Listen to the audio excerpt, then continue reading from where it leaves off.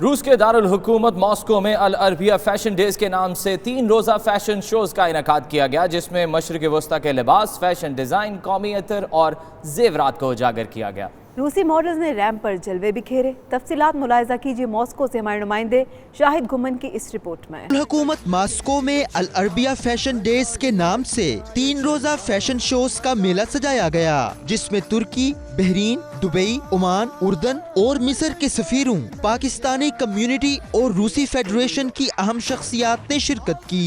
Fashion की दुनिया के नामवर स्टार्स खुसूसी तौर पर फैशन शो में शामिल हुए। I'm very honored to be receiving this award from Al Arabia Fashion Days.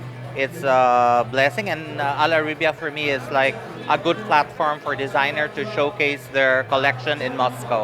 Прекрасное мероприятие. Я сама модель. I'm from Bashkortostan. Beautiful day, beautiful. В общем, очень все круто. So much. It's amazing. Thank you. Hello, everyone. Thank you that you came. I very appreciate it. I'm happy to be here with my friends, with my media partners. So thank you for this. Al Arabia Fashion Days, finally well done. Maroof Pakistani designer Rashid Ali के partner और Dubai के international brand ने अपनी अपनी मलबूसात की नुमाइश की। इसके अलावा फैशन शो में बच्चों के मलबूसात की भी नुमाइश की गई। मॉडल बच्चों और बच्चियों ने रैंप पर वॉक भी की।